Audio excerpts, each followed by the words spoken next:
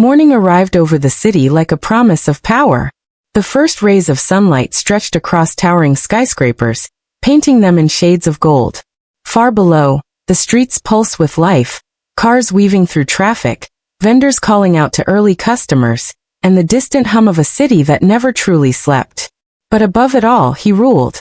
On the top floor of a glass-walled corporate tower, the billionaire stood before a panoramic window, hands clasped behind his back. From this height, the world looked small, manageable, controllable. And that's exactly how he liked it. "This deal closes today," he said firmly, his voice calm but commanding. Behind him, a group of sharply dressed executives shifted nervously, tablets in hand, eyes fixed on him. "Yes, sir," one of them replied quickly. "Everything is ready. The investors are waiting for your final approval." He turned slowly, his polished shoes echoing against the marble floor. His expression was sharp, calculating, the kind of face that never second-guessed itself. "Waiting," he repeated with a faint smirk. "People like them don't make me wait." A subtle tension filled the room. No one dared to challenge him. Before we continue, if you enjoy powerful storytelling like this, make sure to like this video, subscribe to the channel, and share it with someone who loves dramatic stories. And don't forget to drop a comment telling us what you think will happen next. Backhand index pointing down fire. Because everyone knew. This man didn't just run a company. He owned industries. Real estate, shipping, technology. His empire stretched across continents. His name opened doors and closed others. In boardrooms, his words were final. In negotiations, he didn't compromise, he dominated. Moments later, the scene shifted to a luxurious conference hall. A long glass table reflected the faces of powerful men and women, but when he entered, the room changed. Conversation stopped. All eyes turned. Respect mixed with fear. "Gentlemen," he said smoothly, taking his seat at the head of the table. "Let's not waste time." Documents slid across the table. Numbers, contracts, signatures, everything moved quickly under his control. One investor hesitated. "There are a few terms we'd like to reconsider." He didn't even let him finish. "No," he said simply. The word landed like a hammer. A pause. Then silence. Because when he spoke, decisions were made. The meeting ended with handshakes and forced smiles, but as he walked out, his expression remained unchanged, cold, assured, untouchable. To the world, he was success, power, wealth, authority. A man who had built everything with precision and believed he understood everything worth knowing. But as he stepped into his sleek black car, glancing briefly at his reflection in the tinted window, there was one thing he remained completely blind to. Not everything in his world was under his control. And waiting quietly, far from the noise of boardrooms and billion-dollar deals, was someone he had already chosen to underestimate. Inside the quiet walls of the mansion, the contrast was almost invisible to the eye, but impossible to ignore in feeling. Where the husband's world echoed with authority, Amina's presence was still. Early that morning, sunlight filtered gently through sheer curtains, spilling across a modest corner of the vast bedroom. The room itself was lavish, decorated with expensive furniture, polished surfaces, and everything money could buy. Yet in one small corner sat Amina, wrapped in simplicity. She adjusted her scarf calmly, her movements unhurried, deliberate. No ruse, no noise, just quiet observation. From the doorway, the billionaire watched her briefly as he fastened his cufflinks. His expression carried the same subtle arrogance as always, confidence that bordered on dismissal. "You're still here?" he said, without looking at her directly. Amina didn't react sharply. She simply raised her eyes slightly. "Yes," she replied softly. "I was finishing the arrangements." He gave a faint, almost amused exhale. "Arrangements," he repeated under his breath, as if the word itself carried little weight. He stepped closer, glancing at the neatly organized items on the table. Documents, notes, small records she had quietly been keeping. To him, they meant nothing more than clutter. "You don't need to concern yourself with these things," he added casually, slipping into his watch. "Business is complicated. It's not something everyone understands." Amina remained silent for a moment. Her gaze lingered, not on him, but on the papers he dismissed so easily. Her eyes moved as if memorizing, connecting, learning. Then she spoke, her voice calm, steady. I understand more than you think. The statement hung in the air. He paused briefly, then let out a light, dismissive smile. Understanding requires education, he said. And education is something you never had. The words were not shouted, not cruelly loud, but they carried weight, the kind that settles quietly, like dust that never fully disappears. Amina lowered her gaze slightly, not in defeat, but in restraint. Outside, the city had already begun its rhythm. Cars moving, people rushing, life continuing as if nothing had changed. But inside this room, something subtle was forming. A shift that no one could yet see.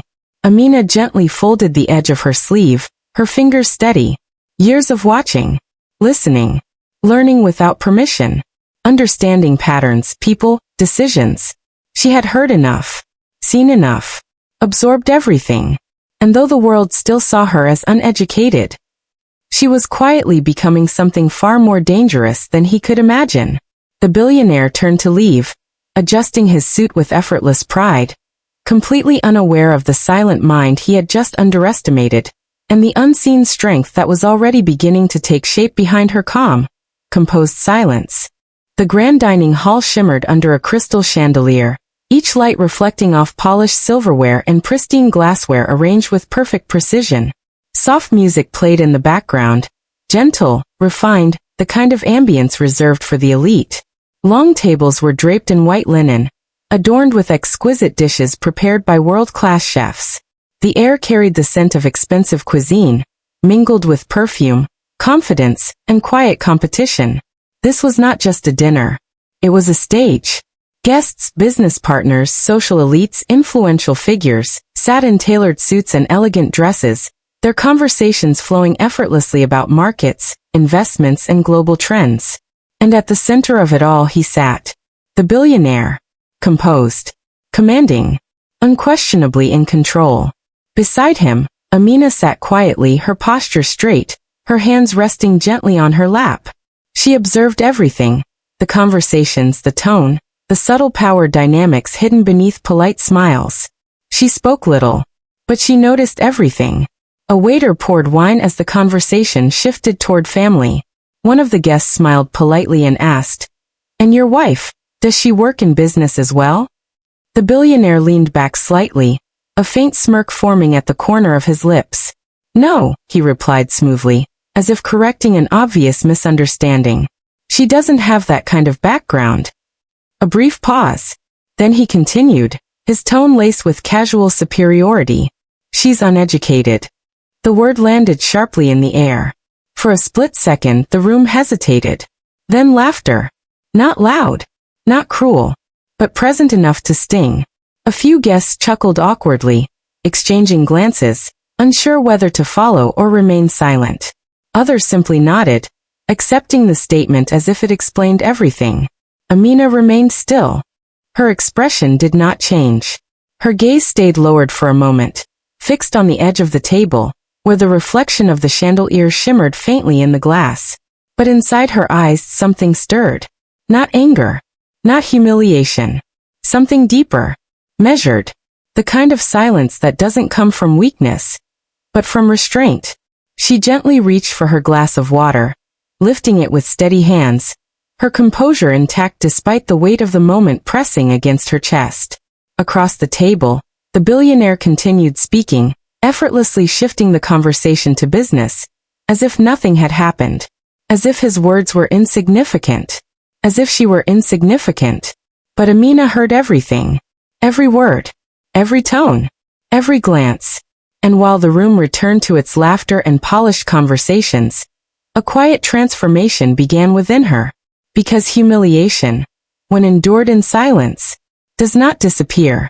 It settles, it sharpens, and sometimes, it becomes the very force that awakens something far more powerful than the world has ever seen. Amina slowly raised her eyes, just for a moment, not toward the guests, not toward the noise, but toward the man sitting beside her, completely unaware that the silence he mistook for acceptance was actually the calm before a storm he would never see coming. Night settled slowly over the mansion, wrapping its towering walls in a blanket of silence. Inside, the lights dimmed to a soft glow.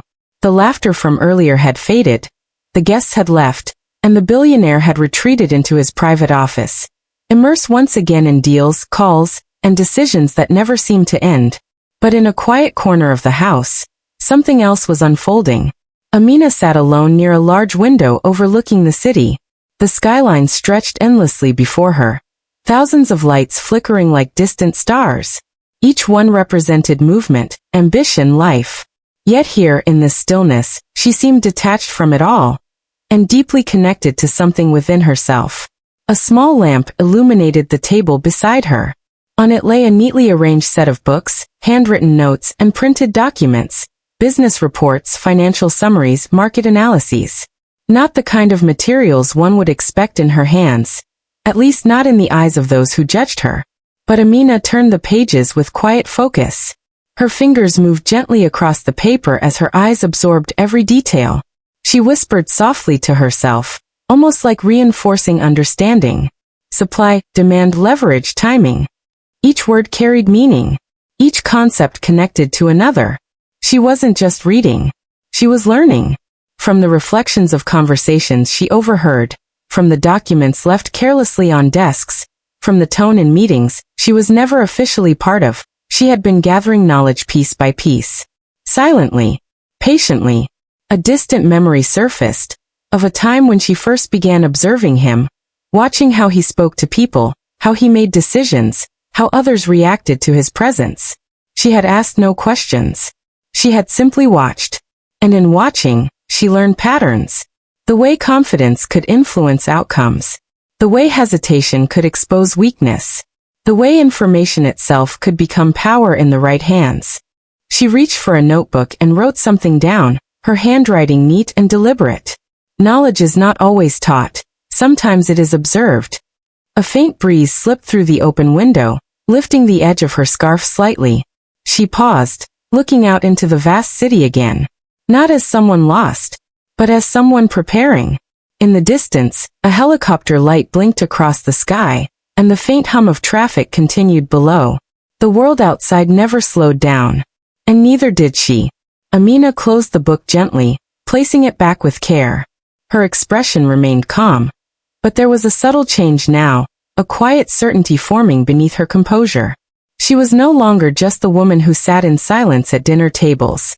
She was someone building understanding in the shadows, connecting dots others overlooked. And while the world still saw her as uneducated, she was steadily shaping herself into something far more strategic, far more aware, and far more dangerous than anyone around her could imagine. The morning began differently, not with calm, not with control, but with urgency. Inside the towering glass headquarters, the usual rhythm of quiet confidence had been replaced by sharp footsteps, hurried voices, and the constant ringing of phones. The same corridors that once reflected power now echoed with tension. Something was wrong. In the main conference room, the atmosphere felt heavy, thick with uncertainty. The billionaire stood at the head of the long table, his usual composure slightly cracked. A stack of documents lay scattered before him. Screens displayed red numbers, declining charts, and urgent notifications flashing across multiple devices. "Explain this again," he said firmly, his voice controlled, but edged with irritation. One of the senior advisors stepped forward cautiously. "Sir, there's been a sudden withdrawal from 3 major investors. It's triggered a chain reaction. Several partners are reconsidering their positions." Another advisor quickly added, "If this continues, liquidity will drop below critical levels within days." Silence. For a brief moment, the room held its breath. The billionaire's jaw tightened. "Impossible," he said almost dismissively. "Those investors don't make impulsive decisions." "They didn't, sir," the first advisor replied. "It appears coordinated, possibly influenced by external pressure." His eyes narrowed. "Who would dare interfere with my company?" No one answered immediately, because the truth was uncertain. He turned abruptly, pacing a few steps across the polished floor, his thoughts racing faster than the explanations he was receiving. "Find a solution," he said sharply. Don't give me problems, give me results. One advisor hesitated. We recommend temporarily halting expansion and restructuring some assets. It would stabilize. No. The interruption was immediate. The billionaire stopped pacing and faced them directly. We don't slow down. We don't retreat. We push forward. His voice carried authority, but beneath it was something else now. Pressure. Anxiety he refused to acknowledge. Sir, another advisor tried carefully. This approach may increase risk. I said no, he repeated, louder this time. The room fell silent again. No one dared challenge him further. But behind their eyes concern grew. Because they could see what he could not, or perhaps what he refused to see. This was no ordinary setback. This was the beginning of something larger. As the meeting ended abruptly, advisors exchanged uneasy glances while gathering their papers. Phones continued to buzz. More updates. More complications. The billionaire remained standing near the head of the table, staring at the data on the screen. For the first time in a long time, the numbers didn't respond to him. Outside the glass walls, the city moved on as usual, unaware of the storm building within one of its most powerful empires. And inside that room, control was starting to slip. Not loudly, not suddenly, but steadily, silently, like a foundation beginning to crack beneath a structure that had once seemed unshakable. The storm had begun, but no one could see where it was truly coming from. While panic quietly spread through boardrooms and hurried conversations filled the billionaire's office, Amina moved through the same world unnoticed, unquestioned, invisible. The afternoon sun cast long shadows across the city as Amina stepped out of the mansion, her presence as calm and composed as ever. Her attire remained simple, her expression soft, but her fatouettes were steady, purposeful. This time she wasn't observing. She was acting. Inside a quiet cafe tucked between tall corporate buildings, the atmosphere was far from the chaos of executive offices. The low hum of conversation, the clinking of cups, and the scent of freshly brewed coffee created a space where deals could be whispered, not declared. Amina sat at a corner table. Across from her sat a man in a tailored suit, one of the mid-level partners from her husband's company, not powerful enough to be seen, but important enough to influence outcomes. He looked slightly uneasy. I'm not sure why you wanted to meet, he said cautiously. Amina offered a small, composed smile. Because you understand something others don't, she replied softly. You notice patterns. The man paused, surprised. No one had ever described him that way before. Amina leaned forward slightly, her voice calm but precise. The company is making rushed decisions, she continued. Expansion without stability, pressure without strategy. He hesitated. That's not something I can change. No, she said gently. But you can influence the right people. Her words were not forceful, yet they carried weight. Not commands. Direction. The scene shifted. Another meeting. Another quiet conversation. Amina speaking briefly with an investor at a private gathering. Her words carefully chosen, planting doubt where confidence once stood, guiding trust toward safer alternatives. Not manipulation. Strategy. Back in the corporate world, small changes began to ripple outward. Decisions slowed. Opinions shifted. Voices that were once silent started questioning. And the billionaire began to feel resistance. But he didn't know why. Or from where. Because every move Amina made was hidden beneath layers of subtlety. No announcements. No recognition. No spotlight. Only results. Late that evening, she stood once again by the window in the mansion, the city glowing beneath her. Her reflection in the glass looked different now. Still calm, but no longer passive. Behind the silence was control.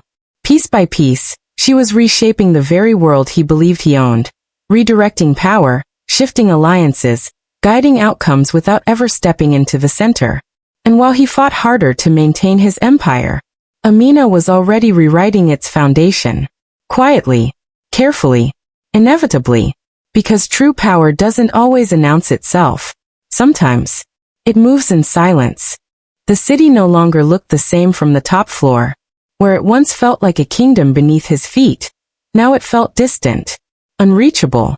Inside the glass-walled office, the air was thick with tension.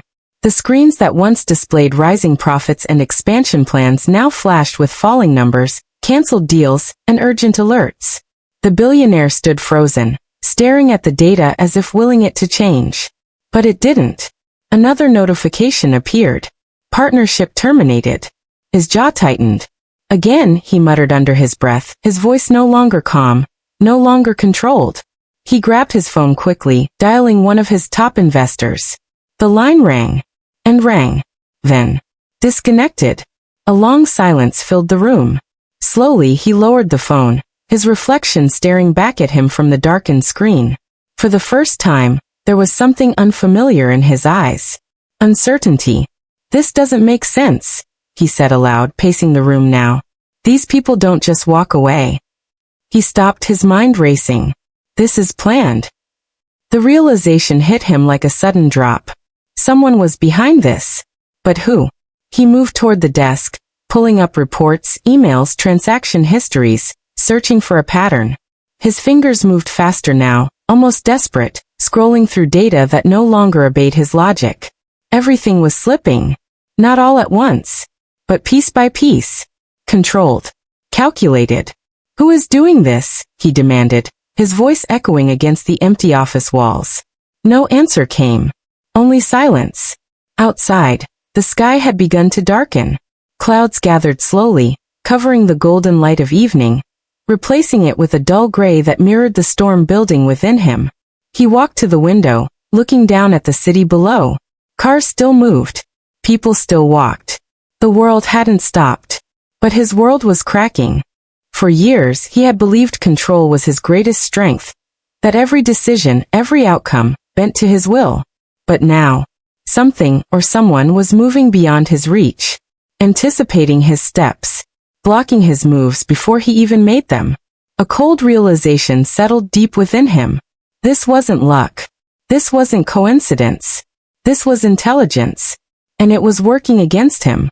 His breathing grew heavier as he stepped back from the glass, running a hand through his hair, a gesture of frustration he had never allowed himself before.